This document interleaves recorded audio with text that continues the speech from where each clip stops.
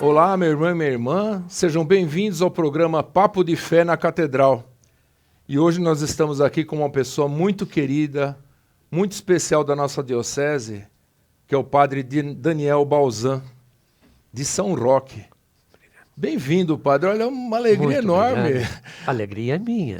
Acho que todo mundo lhe conhece na diocese, não? Pois, a minha geração agora está Não, do lado de lá do monte, tá? Mas se não tivesse a sua geração, a nossa não De existiria, fato, na verdade. de fato, uma contribuição bonita. É, que bonito. Mas o senhor nasceu onde, padre? É osasquense, não?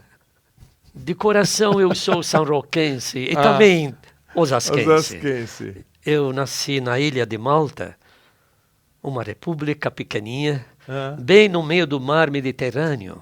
Nossa. Nasci lá, fiz a minha parte dos meus estudos lá e vim para cá já como estudante, como seminarista, O senhor para já fazer estava teologia aqui. Já estava Sim, fazendo. Participava do seminário lá, então. exatamente. Ah. Eu entrei no seminário lá, Ah. querendo ir para as missões, em algum lugar, porque participava dos encontros vocacionais. E vinha gente como o senhor, também padres novos, missionários, pessoas que faziam experiência no terceiro mundo. Naquela época se falava muito da Índia, da África, do Brasil. Por isso que o senhor optou pelo Brasil? As missões. Eram as missões, tá. E aquilo lá chamava a minha atenção. Entrei no seminário maior e insistia com o reitor sobre o meu desejo. Tentava tirar o pensamento da minha cabeça. Aí eu pedi para eu sair do seminário. Eu queria ser missionário. E tivemos um grupo de umas 13 pessoas. O grupo inteiro foi para fora. Austrália, no Brasil, Filipinas, outras. Nossa, foi uma formação de missionários, então. Exatamente. Que beleza. E a sua infância o senhor passou lá? Passei lá, os meus estudos lá, vim como estudante para cá. Que coisa. E o senhor chegou no Brasil que ano? Cheguei no dia 17 de janeiro de 1971. 71. Olha lá, é muitos anos, 54 anos praticamente, 53. E o senhor fez teologia aqui? Fiz exatamente, a primeira parte dos nossos estudos foi feita lá e viemos para cá já para iniciar a segunda parte, a teologia. Tá. E fizemos a teologia aqui. O senhor fez em que faculdade? Nossa Senhora da Assunção, no Ipiranga, São Paulo. É a mesma que eu fiz. Olha lá. Só que um pouquinho depois, Um pouco depois. E foi ordenado padre quando? Eu fui ordenado em Malta, porque a minha encarnação é lá. Né? Eu vim para cá, enviado pela Igreja de Malta. E fui recebido aqui pela Igreja Arquidiocese de São Paulo, no tempo do cardeal Agnello Rossi. Nossa. Depois ele foi transferido para Roma e foi substituído por Dom Paulo Evaristo Arns, o cardeal Arns. Então, nós fomos os primeiros seminaristas do cardeal Dom Paulo. Poxa vida.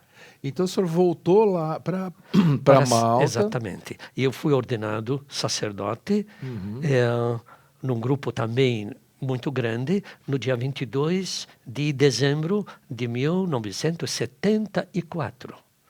Este ano vou fazer 50 anos de vida sacerdotal. Que maravilha. E a sua primeira missa foi lá? Foi lá. Foi lá também. Estava nervoso.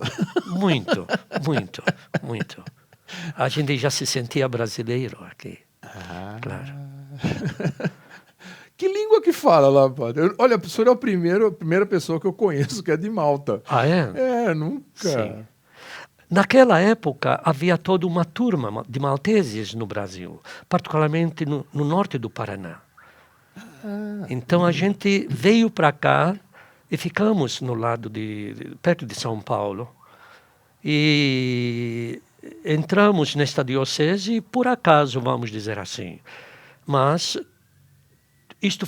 Isto aconteceu depois, nos últimos anos da nossa formação teológica, quando a gente pediu o diaconato. Tá? O diaconato meu aconteceu no Bonfim, na igreja do Bonfim. Tá? Dom Francisco estava presente ainda como padre, não era bispo ainda. Não era bispo ainda.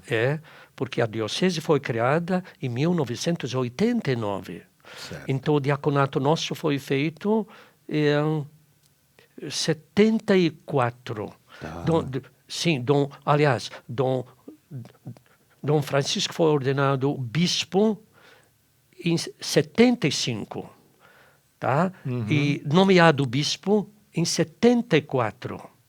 Tá. Dia 8 de dezembro. E nós fomos ordenados padres no mesmo ano. 6 meses antes, portanto 73, aliás, nós fomos ordenados diáconos pelo cardeal Dom Paulo Evaristo Arns na igreja do Bonfim. Mas que língua fala em Malta? Em Malta fala maltês, a língua original, e o maltês, e o inglês, porque Malta era colônia, protetorado inglês. E também é muito comum se comunicar com outras línguas. País pequeno, perto de muitos outros, né? E o senhor pegou fácil o português? Sim, a gente falava um pouco de italiano, então muito perto. Tá. É uma mistura, então. Mistura, de tudo. Nós chegamos em janeiro. Em Quantos fevereiro começávamos as aulas. Quantos anos o senhor tinha quando veio para o Brasil? Uns 27 anos, praticamente. Jovem, né? Bem jovem mesmo. E aí o senhor chegou, estudou, voltou para lá, se ordenou e imediatamente voltou para o Brasil? Viemos para cá, exatamente. Foi a pedido de Dom Paulo Evaristo Arns que a nossa ordenação fosse feita lá. Tá. Né? Depois Dom Paulo visitou as nossas famílias e assim por diante. O senhor é religioso ou Deus? Secular. Secular. Certo. Quando o senhor veio para o Brasil, aqui era bem diferente do que é hoje, né? A gente pensava que estávamos nos preparando bem. E não me arrependo disto, tá? Mas o nosso contato era um contato através das cartas com outros padres que já estavam aqui.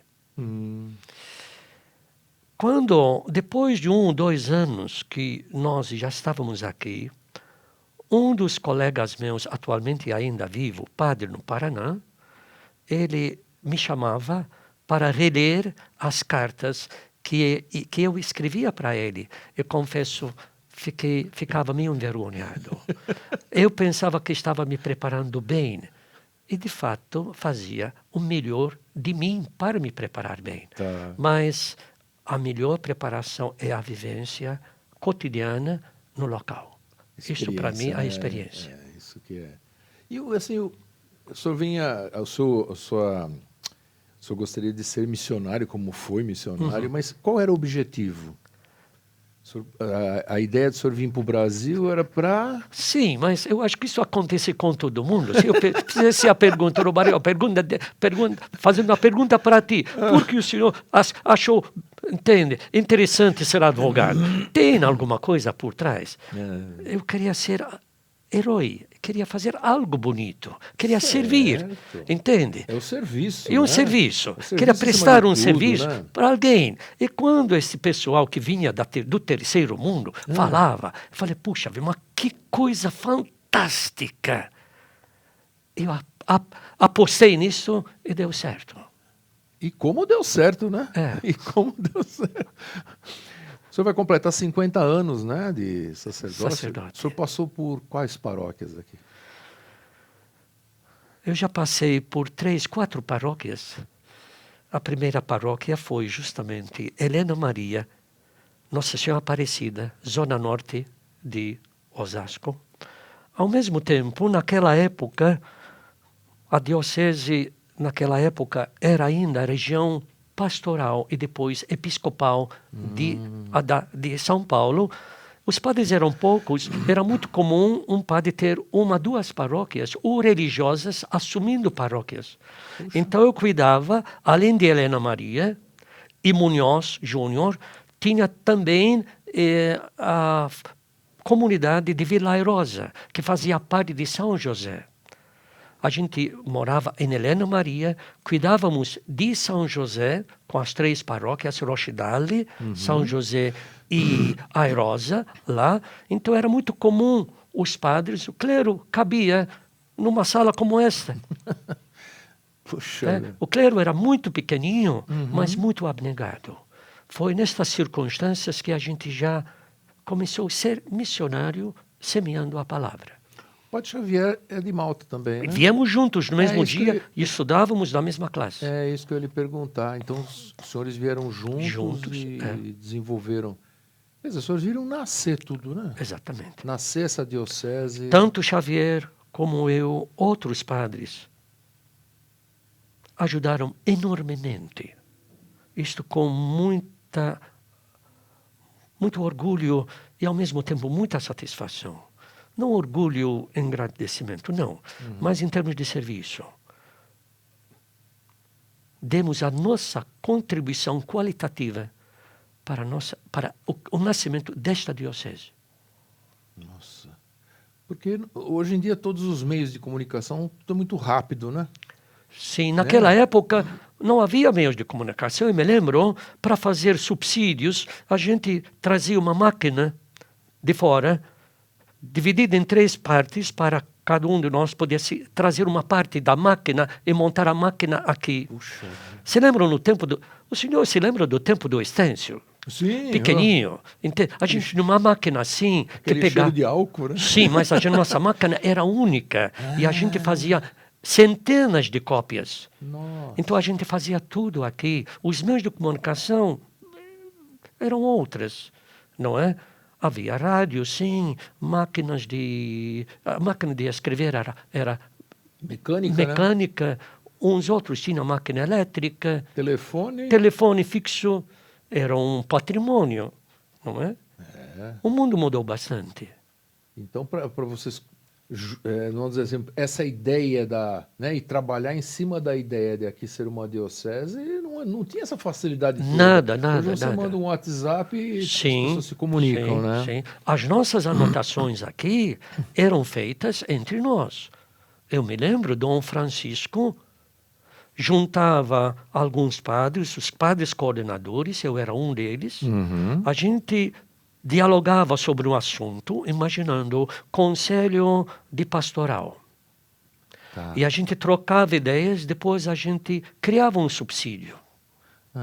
Juntos, na mesma mesa, escrevendo, tal, depois passando as nossas anotações para ele. Ele fazia uma redação, a irmã Mary mimeografava e fazia um caderninho. Assim faziam as coisas. Quem vê hoje pensa que tudo já era assim, né? Não, imagina. Quando o senhor chegou no Brasil, o que lhe chamava a atenção aqui? Como é que o senhor... Em primeiro lugar, era o estudo. É. Naquela época, eu morava no Ipiranga, tá? Avenida Nazaré, onde tem na faculdade Nossa Senhora da Assunção. Cada fim de semana, eu vinha para São Roque, porque o pároco de São Roque era conterrâneo nosso. Tá. Era padre Peter Fenech, era pároco lá. Então a gente pegava o trem, chegava lá e passávamos o fim de semana lá. Os nossos professores eram de lá, ainda vivas até hoje. E a gente chegava em janeiro, em fevereiro começávamos as aulas lá na Faculdade da Assunção. E assim foi, né? Fizemos o estudo, primeira parte lá. E esse nascimento da diocese, o senhor certamente participou, porque o senhor já conhecia Dom Francisco? A gente conhecia Dom Francisco, ainda pároco da paróquia São Miguel Arcanjo, na Moca. E quando nós estávamos para pedir o diaconato, nós fomos visitar as regiões arquidiocesanas. Tá. E quando fomos lá, encontramos Dom Francisco e na conversa ele nos sugeriu para irmos para Osasco. Ele falava assim para nós: vão para Osasco, a terra dos ministérios. E nós viemos para cá. Depois nós ficamos sabendo que ele tinha sido escolhido para ser nomeado bispo desta região. Ele jogou uma cartada que deu certo. E deu certo para os dois lados. E deu certo mesmo. Muito né? certo. Isso. Quer dizer, ele já tinha uma visão de Uma visão. Ele já tinha sido escolhido para cuidar desta futura região episcopal, tá, da Arquidiocese de São Paulo. Porque aqui antes não era, quer dizer, antes ela era uma região Era a região pastoral. pastoral. Isso. Exatamente. A Arquidiocese de São Paulo tinha várias regiões. A proposta do cardeal Dom Paulo Evaristo Arns era criar dioceses autônomas e, ao mesmo tempo, interdependentes. Ora, esta coisa não cai bem no direito da Igreja, porque o direito canônico supõe diocese autônoma e independente. Independente é uma palavra que tem que ser bem refletida, né? Porque toda diocese é corresponsável, não pode ser independente das demais. Mas financeiramente, como pessoa jurídica, ela deve ser assim. Então, foram depois criadas várias dioceses, que eram 4 mitras: Santo Amaro, São Miguel Paulista, Osasco e Itapecerica da Serra. Formaram as 4 mitras. E Dom Paulo Evaristo Arns, naturalmente sabendo que as dioceses não tinham condições nem patrimônio para arcarem com as suas próprias despesas e caminhar com as próprias pernas, fez um projeto tendo um tripé importante. Uma pastoral de conjunto juntos, irmanados com a arquidiocese. Já o povo era o mesmo povo que se deslocava para as cidades vizinhas através dos trens, em busca de trabalho e estudos e assim por diante. Então nós temos muitas periferias ao lado, em torno da arquidiocese, mas o povo justamente se transfere de um lugar para outro. Então ele achava que a pastoral deve ser una. Ao mesmo tempo, os futuros padres, o custeio dos estudos acadêmicos, isto custa caro. Então, nenhuma diocese tinha um quadro docente para cuidar disto. Então, aliás, projeto justamente a formação dos padres lá. E o terceiro projeto, como ter um patrimônio comum, Certo. Ou seja, até cada diocese ter seus próprios recursos. Então, era um tripé, tá? Que foi feito para um período X de anos. Certo. Por isso que, para que elas pudessem sobreviver, Para né? poder iniciar. Iniciar e, enfim, né? Quer dizer, houve a separação, vamos dizer E a assim. separação completa aconteceu no tempo de Dom Hercílio Turco. Ah, tá. Exatamente. Esta parte financeira das 4 mitras. Ah, já era na época de Dom Hercílio. Exatamente, porque tinha um tempo limitado. Porque na época de Dom Hercílio o senhor foi ecônomo.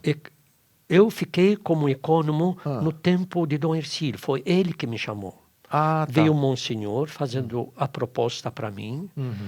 E em casa, lá em São Roque, a pedido de Dom Hercílio Turco, segundo bispo, o Monsenhor me encostou na parede e falou: olha, apontamos o senhor.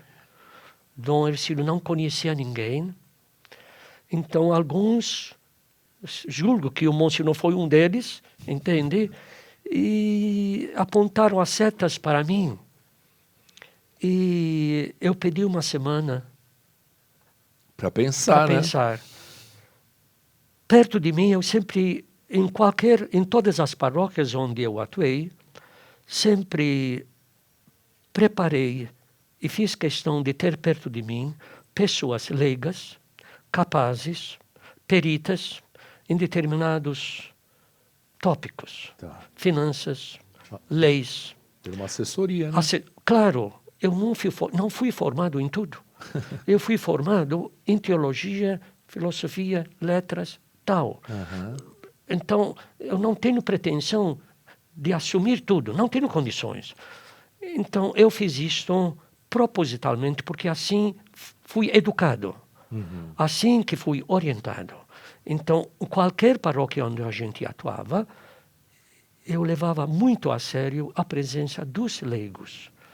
E como justamente a primeira prioridade da ação pastoral de Dom Francisco Manuel Vieira, quando a diocese foi criada como diocese, era a organização das comunidades, através dos conselhos de pastoral e das comissões administrativas, que depois foram chamadas de Conselho de Assuntos Econômicos paroquial, não é? Isto. Então, a ideia era justamente em torno destas duas figuras, que não são figuras de enfeite, são figuras importantíssimas.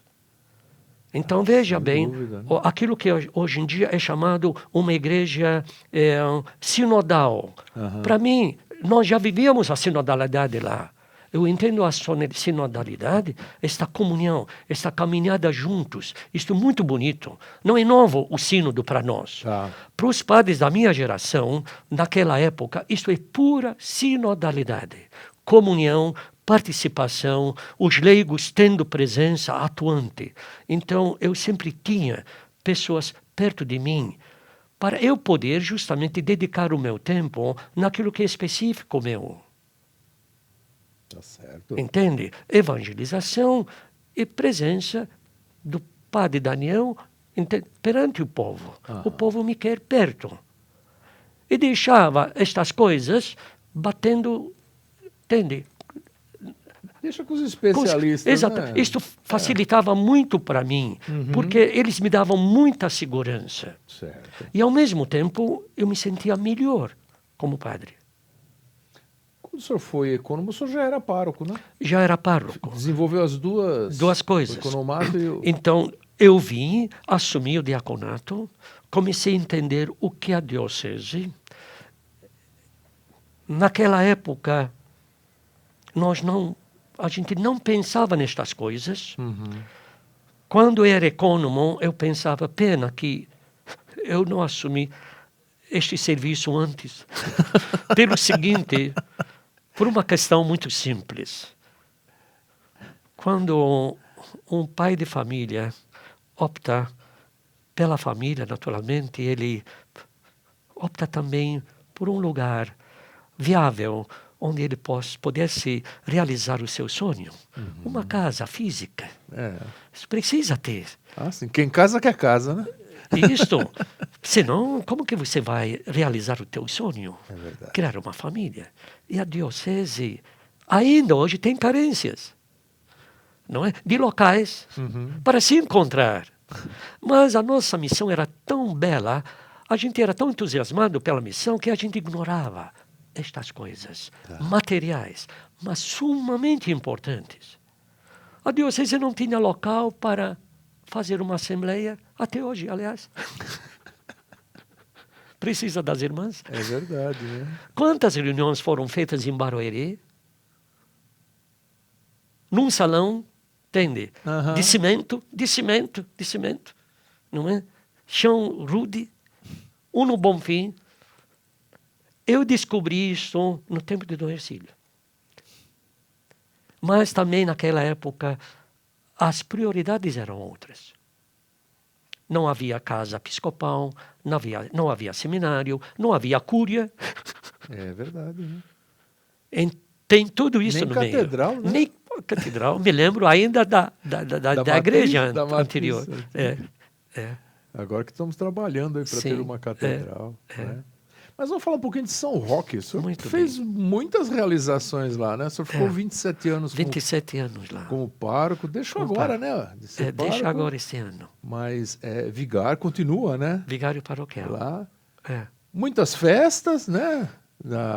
Quando eu cheguei em São Roque, isto me marcou profundamente. Porque fazem muitas festas. E festas belíssimas. Muito evangelizadoras. Falei, meu Pai do céu, este povo tem esta corda toda na mão, eu vou entrar, vou puxar a mesma corda. Que legal, né?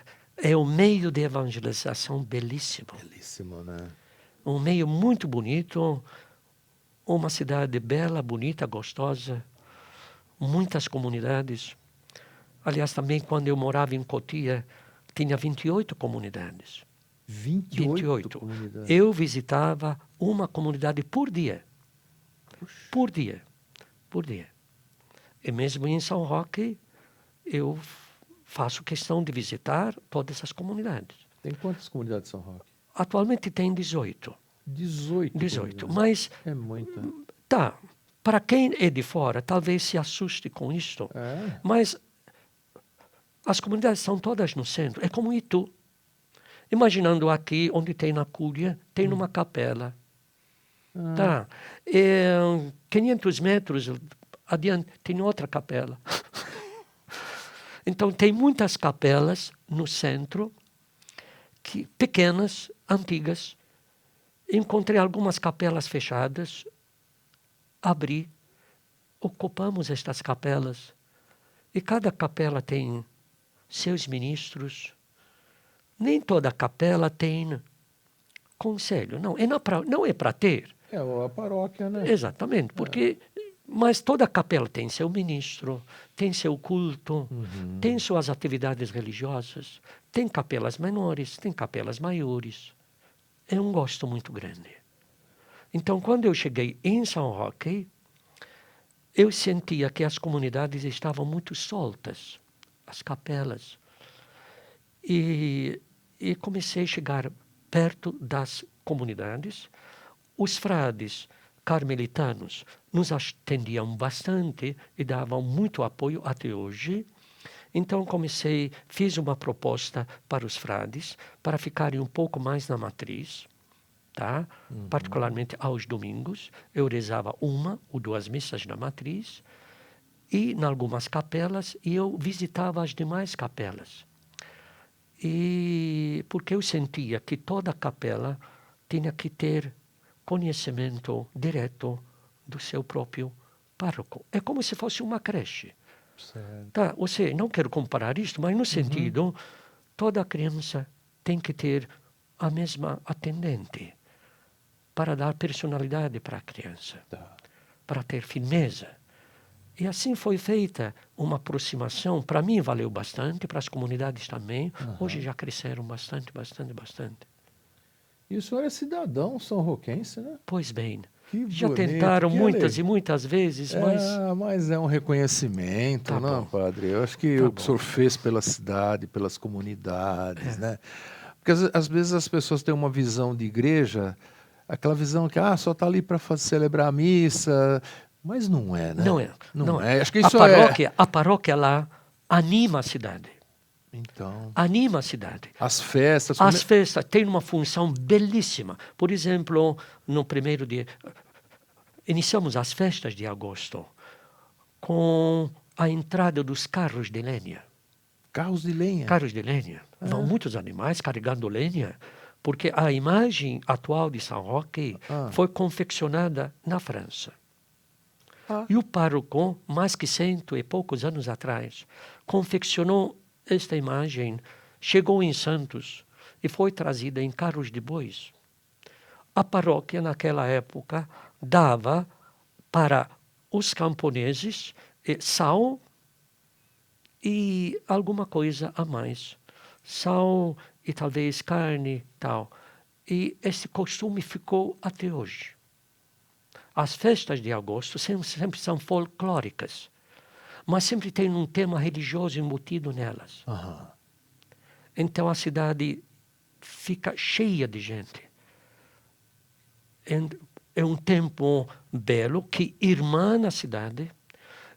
É um bem muito grande, uma contribuição, uma presença atuante da paróquia, que guarda este legado que não foi criado por mim. Eu encontrei este legado, guardei ele, estou passando este legado para o novo pároco e preciso continuar.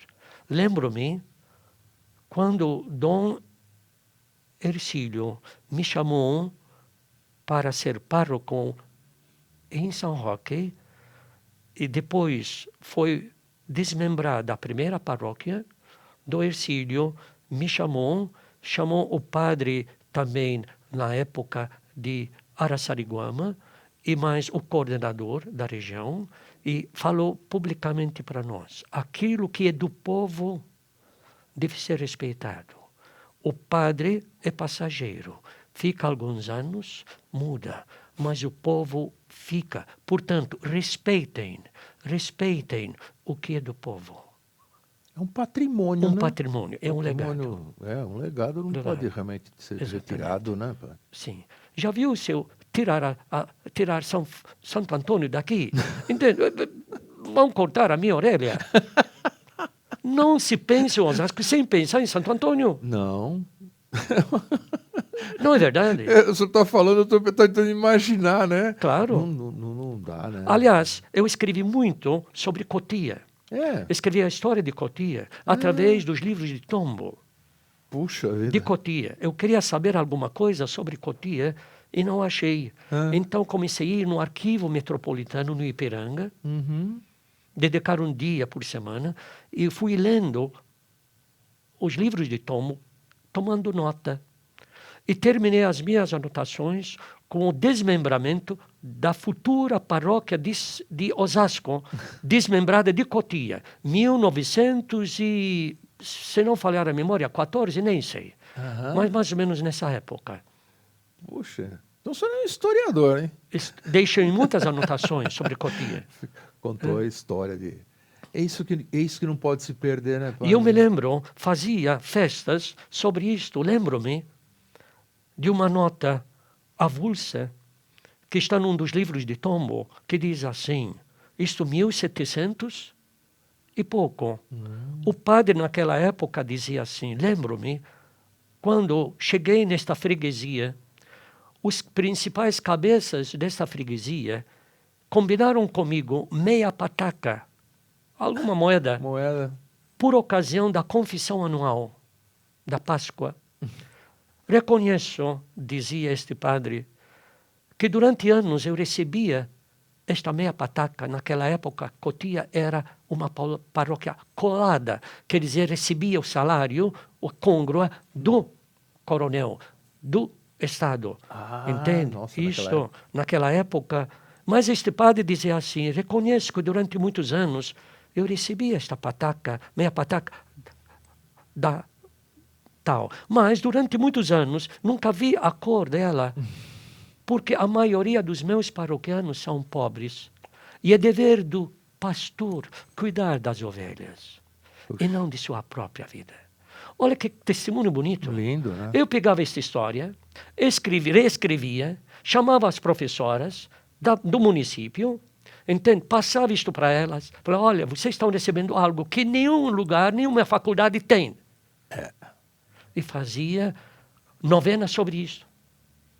Testemunho de padres antigos que passavam por lá. Puxa, que trabalho bonito. Muito bonito. Anotações que estão lá atualmente na prefeitura, correram muito, inclusive na USP, e também no jornal Cotiano, lá de Cotia. Agora, padre, o senhor vai completar 50 anos, né? Um jubileu de ouro. Em dezembro, se Deus quiser. De padre, né? E olhando para trás, assim, nesses 50 anos, o que o senhor vê? O que o senhor de realização? Como o senhor se sente? Muito realizado. ótimo. Bastante realizado. E não sou eu. Muitos outros que conviveram comigo naquela época. O entusiasmo era grande. A abnegação absoluta. Absoluta. A dedicação completa. Né? O clero... O bispo, quantas vezes Dom Francisco substituía a gente, dava suporte paroquial quando a gente viajava de férias. Era assim. Então, é um tempo belo, bonito, cheio de sentido para mim. E eu gostaria de compartilhá-lo, esse sonho, com alguns outros padres daquela época. Não, nós vamos ter uma... Ou seja, esta turma da minha idade, Xavier e outros, as primeiras turmas do seminário. Tá? Eu acho que essa gente, se for fazer uma reunião juntos, tomando café juntos, um vai provocar o outro e vai sair tanta coisa bela, porque a minha visão é uma visão. É uma visão. Eu não pretendo, entende, abraçar... Não, a minha visão é muito incompleta. Tem que ser completada por muitos outros. Mas nós vamos fazer um café da manhã aqui. Ótimo. Vamos fazer chamar todos esses padres, convidá-los, né? Os padres, porque tem muita história para a gente falar, para a gente ouvir, na verdade, e aprender, né? Testemunho para os padres que nós temos claro, hoje. É lógico, isso não pode se perder jamais. Leigos também, muitos leigos, os ministérios nossos, quanta contribuição essa gente deu. Muitos contribuíram, né? Agora, e para os novos, que mensagem o senhor pode deixar para os padres novos? E o senhor pode falar olhando diretamente a eles. Nesta câmera aqui. Isso. Então, para os nossos padres, em primeiro lugar, agradeço muito a nossa diocese de Osasco. Tem um clero muito bom, muito local, autóctone. É fruto da mesma casa. Parabéns por aqueles que zelam diretamente pelos alunos no seminário, nas duas casas, no processo todo, o bispo diocesano. Mas eu também quero colocar uma proposta. A nossa diocese é bem servida por um clero grande. Ao nosso redor, nós temos muitas outras dioceses sem tantos padres. A missão não é apenas aqui, mas a missão também deve acontecer fora. Mesmo nós, como párocos, como padres, mesmo o próprio bispo, não apenas uma referência, contato direto com o Papa, mas uma vez bispo, ele faz parte do colégio episcopal de Pedro, de Roma. E o padre, além de ter um contato com o seu próprio bispo, ele também é obrigado, por natureza da própria ordem, ser colega dos irmãos. Portanto, o meu apelo é: vamos olhar para outras dioceses distantes também. A missão é grande, é bonita. Vamos lá. Bacana. E Osasco também tem as vocações são muitas, né? Muitas. Muitas. Quando a gente conversa com... Aliás, bispos que vêm de fora falando disto, quando vem... A gente tem dificuldade onde fazer retiro. Entende? Uhum. Se admiram. Então eu acho que isso é testemunho dos padres, em primeiro lugar. Uhum. Casa cheia, mas eu sinto que, como a igreja no Brasil oferece algo qualitativo para a igreja mundial, a igreja católica, veja o sínodo que tem, eu acredito muito nisso. Uhum. Eu acho que Osasco tem algo a oferecer. Bacana, padre. Nós temos que encerrar. Muito bem. Nós vamos deixar outros assuntos para esse café da manhã que nós vamos realizar. E eu vou pedir então que o senhor dê uma bênção àqueles que nos acompanham pelas redes sociais. Aos nossos ouvintes deste programa tão bonito, o Papo de Fé, no espaço da Catedral, as minhas saudações. Quero agradecer em primeiro lugar por esta oportunidade que eu tive de estar aqui com vocês. Que Deus Todo-Poderoso, pela intercessão de Santo Antônio e São João Paulo II, patronos desta diocese, vos abençoe, vos guarde, vos ilumine. Em nome do Pai, e do Filho, e do Espírito Santo. Amém. Amém. Obrigado. Obrigado, padre. Obrigado. Pela sua presença aqui. Amém. Eu agradeço, me senti muito à vontade, tá? Obrigado, muito à que vontade. bom.